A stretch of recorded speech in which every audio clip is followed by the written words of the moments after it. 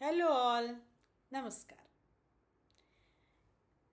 இன்றைக்கி ஸ்டோரி டைமில் நேத்தியோட கண்டினியூஷனாக ப்ரொகாஸ்டினேஷன், அதாவது எந்த வேலையுமே தள்ளி போடுறது, இந்த சோம்பேறித்தனத்தை பற்றி பார்த்தோம் இல்லையா. அதனுடைய கண்டினியூஷனாக இன்றைக்கி அந்த சோம்பேறித்தனம் இல்லாமல் இருக்கிறதுக்கான வழிகள் என்னென்னங்கிறத பற்றி பார்க்கலாம். ஒரு சின்ன ஸ்டோரியோட, எப்போ நம்ம குழந்தைகள் நான் அப்புறமா பண்ணுறேன், இல்லை என்னால் பண்ண முடியாது, இது நான் பண்ண மாட்டேன், நான் கொஞ்சம் நேரம் கழித்து பண்ணுறேன்னு சொல்கிறதோ, இதில் எது சொன்னாலுமே அது தள்ளி போடுறது தான் ஒரு வேலையை.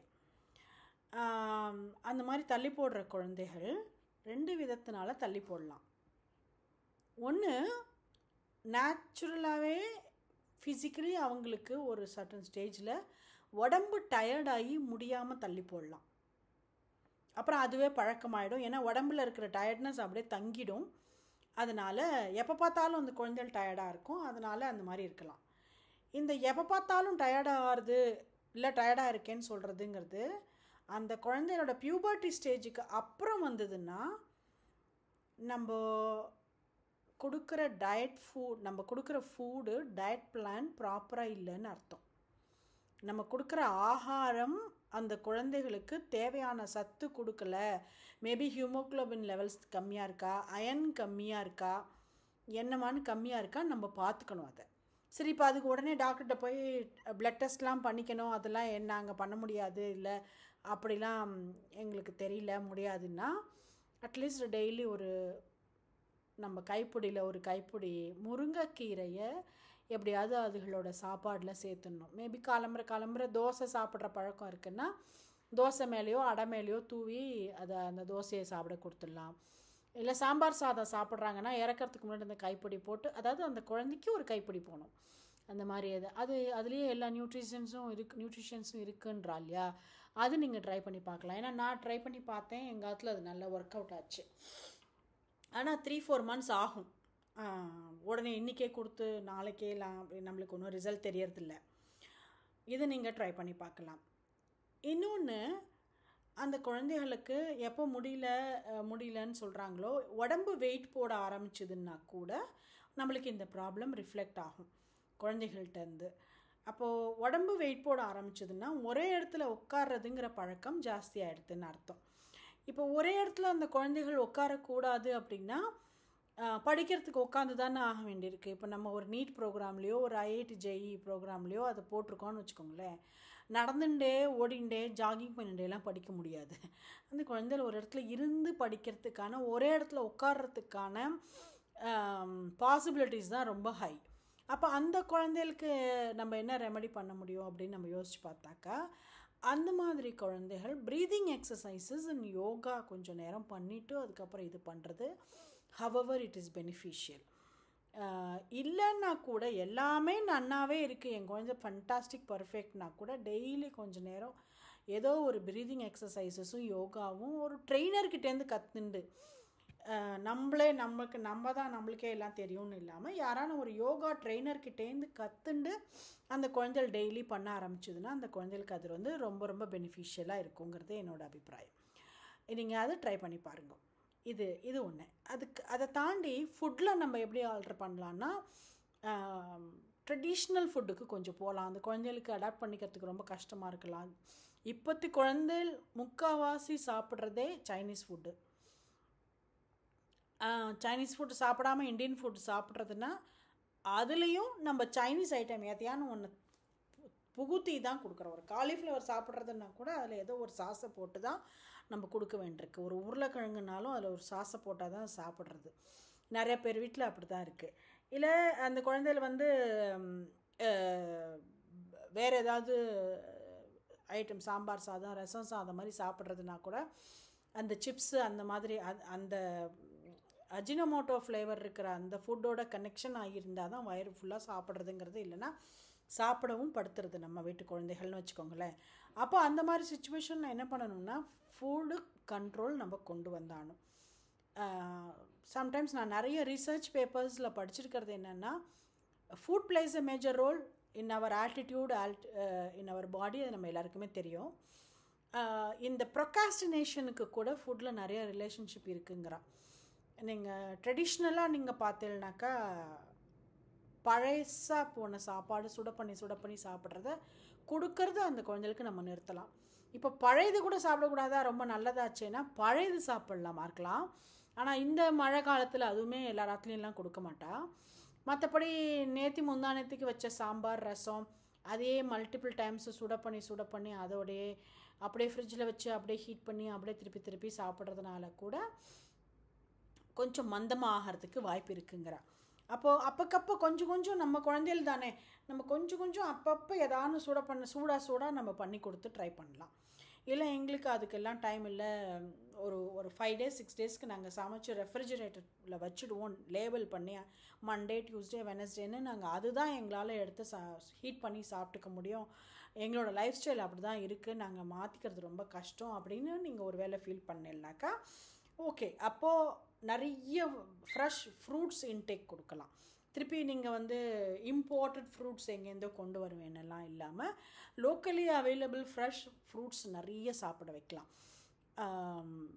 இப்போ நம்மளோட லைஃப் ஸ்டைல், நம்மளோட ஒர்க்கஹாலிக் லைஃப் ஸ்டைலுக்கு நம்மளால் லைஃப் ஸ்டைல் மாற்றிக்க முடியாதுன்னா என்ன இன்சர்ட் பண்ணினா இதை மினிமைஸ் பண்ணலாங்கிறத நம்ம கொஞ்சம் பார்க்கலாம் இல்லையா. That is what I'm trying to say. இப்போது இந்த சோம்பேறித்தனம் போகிறதுக்கு இது பண்ணலாம். ப்ரீதிங் எக்ஸசைஸ் ரொம்ப ரொம்ப பெனிஃபிஷியலாக இருக்கும். நான் இது தான் பண்ணுங்கோ, நாங்கள் இது பண்ணுறோம் இது பண்ணுங்கன்னு நான் சொல்லக்கூடாது. ஏன் சொல்லக்கூடாதுன்னா, நான் ஒரு டீச்சர், யோகா ட்ரெயினர் கிடையாது. எனக்கு என்னோடய பாடிக்கோ என் குழந்தைகளோட பாடிக்கோ ஏதோ ஒரு பர்டிகுலர் ப்ரீதிங் டெக்னிக் சூட் ஆகுதுன்னு வச்சுக்கோங்களேன், அது நான் யாரை கேட்டு தெரிஞ்சுட்டேன்? நான் ஒரு யோகா ட்ரெயினரை கேட்டு தெரிஞ்சுட்டேன் இல்லையா. அப்போது நீங்களும் ஒரு யோகா ட்ரெயினரை கேட்டு தெரிஞ்சுட்டு தான் அதை பண்ணணும். எனக்கு யோகாவில் எக்ஸ்பர்டைஸ் கிடையாது. அப்போது ஆனால் நான் அதனால் பெனிஃபிட் ஆகியிருக்கேன், அதனால் நான் சொல்லலாம் உங்களுக்கு. நான் பெனிஃபிட் ஆனதுனால நீங்களும் ட்ரை பண்ணுங்கன்னு. இந்த ப்ரீதிங் பண்ணுங்கோ, இது எனக்கு பெனிஃபிட் ஆச்சு, இதையே நீங்கள் பண்ணுங்கோன்னு சொல்கிறதுக்கு நான் ஆத்தரைஸ்டு கிடையாது. அதனால் லோக்கலி இப்போலாம் அந்த இன்டர்நேஷ்னல் யோகா டே வந்ததுக்கு அப்புறமாவே நிறைய யோகா தெரபிஸ்ட்டு, யோகா ஆசனாவோட குரு, அந்த மாதிரி நிறைய பேர் நம்ம ஏரியாவில் நீங்கள் தேடி பார்த்தீங்கன்னா நிறைய பேர் கிடைப்பா. அந்த மாதிரி யாரையானு அப்ரோச் பண்ணி நீங்கள் ப்ரீதிங் டெக்னிக்ஸு கற்றுண்டு அந்த குழந்தைக்கு கற்றுக் கொடுத்து இதுதான் ப்ராப்ளம்னு சொல்லி கூட கேட்கலாம். அதுதான் நான் அந்த மாதிரி தான் என்னோடய ஸ்கூல் பேரண்ட்ஸுக்கு மற்றவாளுக்கு கூட சொல்வேன். யோகா ட்ரெயினர்கிட்ட போய் இதுதான் ப்ராப்ளம், இதுக்கு யோகாசனா கூட, இதுக்கு ப்ரீதிங் எக்ஸசைஸ் கூடன்னு கேட்டு வாங்கிக்கிறது இன்னும் பெட்டர். அந்த மாதிரி நம்ம ஆனால் என்னென்னா இதெல்லாம் ஒரு நாள் பண்ணி 2 நாள் பண்ணி 1 வாரம் பண்ணி நிறுத்திலாம் பிரயோஜனமே கிடையாது.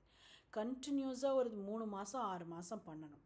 நமக்கு சைடு எஃபெக்ட்ஸே இல்லாமல் ஒரு பெனிஃபிட் வேணும் அப்படின்னா ஒரு நாளில் எப்படி கிடைக்கும்? அது ஒரு ப்ரொலாங்டு பீரியடுக்கு நம்ம அதில் ஒர்க் பண்ணால் தான் கிடைக்கும்.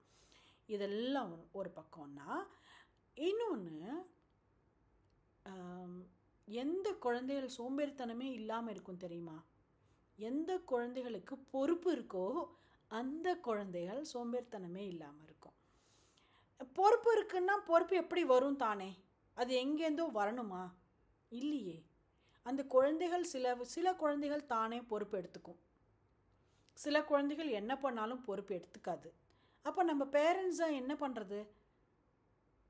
அப்போ குழந்தைகளே பொறுப்பு எடுத்துக்கல, படிக்கணுன்னோ இல்லை வீட்டில் கொஞ்சம் வேலை இருக்குது, பாத்ரூமில் டேப்பு ஒழுகின்றே இருக்கும், அது டக்குன்னு சத்தம் இருக்கும், அதே ரூமில் தான் அந்த குழந்தை உட்காந்துருக்கும். எழுந்துன்னு போய் அதை மூடணும் திருகணுங்கிறது கூட அந்த குழந்தைக்கு பொறுப்பு இருக்காது. அப்போ நீங்கள் அந்த குழந்தைகளெல்லாம் என்ன பண்ணுறது? எப்படி புரிய வைக்கிறது அப்படின்னா ஸ்டெப் பை ஸ்டெப்பாக தான் புரிய வைக்கணும். கத்தி திட்டு, எனக்குமே கோவம் வந்தால் கத்துவேன்னு வச்சுக்கோங்களேன். ஏன் என்ன நீ பார்த்துட்டே இருக்க, கொஞ்சம் கரெக்ட் பண்ண மாட்டியா? இதெல்லாம் ஒன்றும் நமக்கு கஷ்டப்பட்டு உழைக்கிற காசு இல்லையா, எப்படி நீ அப்படி விடுவே அப்படின்னு அந்த நிமிஷம் நம்ம கோச்சிக்கலாமா இருக்கலாம். பட் எவ்ரி டைம் அதையே சொல்லி கோச்சுண்டு அதையே குத்தி காமிச்சு அது மாதிரி இல்லாமல் ஒரு பொறுப்பாக நம்ம குழந்தைகளுக்கு கொடுக்கலாம். இப்போது நான் எப்படி கொடுப்பேன் அப்படின்னா, நான் சாயங்காலம் வரத்துக்குள்ளே சாயந்தரம் ஆகிடுறதா, குழந்தைகள் முன்னாடி வந்துடுறான்னா மூஞ்சி கை கால்லாம் அலம்பிண்டு ட்ரெஸ் மாற்றிண்டு சாயங்காலம் சுவாமிக்கு விளக்கேற்றி அகர்பத்தி ஏற்றி தூப தீபாராதனைகள் ஒரு சின்னதாக ஒரு நைவேத்தியம் பண்ணுறது உன்னோட பொறுப்பு. இந்த இன்னொரு டியூட்டி உன்னோட பொறுப்பு. இப்போ எங்கள் ஆத்துல ஒரு டாக் இருக்குது. அது மார்னிங் அண்ட் ஈவினிங் காலம்புற 5 மணி, சாயங்காலம் 5-5:30 மணிக்கு வாக்கிங் கூட்டின்னு போகணும். ஓகே, அப்போ அது வாக்கிங் வெளியில் கூட்டின்னு போக வேண்டியது உன்னோட பொறுப்பு. அதனுடைய சாப்பாடை பார்த்துக்க வேண்டி தீர்றதா இருக்கா, தீரப்போகிறதா, வாங்கணுமா, அதை பார்த்துக்க வேண்டியது உன்னோட பொறுப்பு. அதே மாதிரி மோட்டர் ஒரு டெய்லி 20 நிமிஷம் போட்டு ஆஃப் பண்ண வேண்டியது உன்னோட பொறுப்பு.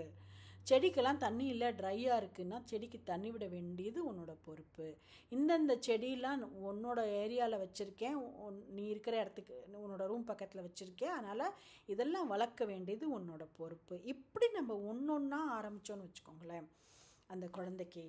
அப்போது ஒன்றா ஆரம்பிக்க முதல்ல வந்து சூப்பர்மா தோ பண்ணுறேனே கூட அப்படின்னெல்லாம் எந்த குழந்தையும் கேட்காது. நையின்னு நம்மக்கிட்ட பிடுங்கும். ஐயய்யா இது பிடுங்களுக்கு நம்மளே பண்ணிட்டு போயிடலாம்ப்பா அப்படின்னு தான் இருக்கும். ஆனால் நம்ம பண்ணக்கூடாது, அதுதான் பண்ணணும், அதை தான் பண்ண வைக்கணும். ஏன்னா எப்போ நம்ம பொறுப்பை நம்மளே கையில் வச்சுக்கிறோமோ அப்போ அந்த குழந்தைகள் வளரவே வளராதுன்னு அர்த்தம். பொறுப்பை எப்போ அந்த குழந்தைகள்கிட்ட கொடுக்குறோமோ அப்போ தான் வளரும். இப்போ ஒரு வேலையவே கொடுத்துருக்கோம், அது ஒழுங்காகவே பண்ணலைன்னு வச்சுக்கோங்களேன், எவ்ரி டைமும் அதில் மிஸ்டேக் வருது, ஒழுங்காகவே பண்ணலைன்னா உனக்கெல்லாம் சொல்லி அப்படின்ட்டு நம்மளே அதை எடுத்து திருப்பி பண்ணிடுறோம் இல்லையா, அது நம்ம பண்ணக்கூடாது. அந்த வேலை நம்ம பண்ணக்கூடாது. அப்போ அந்த வேலை யார் பண்ணணும்? அந்த குழந்தைகளையே திருத்தி பண்ண வைக்கணும். ஏன்னா இன்றைக்கி நீங்கள் சப்போர்ட்டுக்கு இருக்கும்போதே அதுக்கு சொன்னால் பண்ண தெரியலன்னா நாளைக்கு அது பெருசாகி சப்போர்ட்டே இல்லாமல் அந்த மாதிரி வேலைகளை எப்படி பண்ணும்?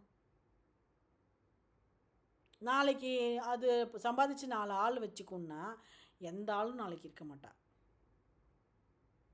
அது ஏஐயில் இருக்கிற ரோபோவை வச்சுக்கோம் அப்படின்னா நாளைக்கு இவளுக்கே வேலை தெரியாதுன்னா இவளை தூக்கி சாப்பிட்டு போயிடும், இல்லை இவனை தூக்கி சாப்பிட்டு போயிடும். இதெல்லாம் ஒர்க்கபிளே கிடையாது.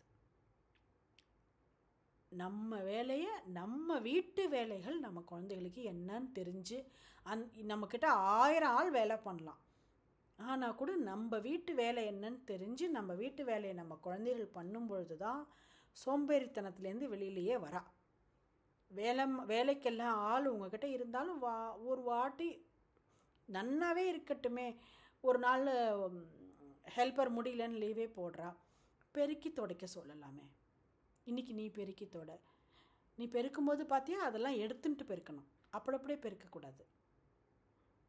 அங்கே பாரு குப்பை இருக்குது பாரு, குப்பையே இல்லையா, ஆனால் கூட விளக்குமாறு அந்த பக்கம் போகலையே, ஒரு தடவை போட்டு இழுத்துரும், மாப்பு ஒரு தடவை நன்னா போட்டுரும், தனியாக இருக்கே, கோடாக விழறதே.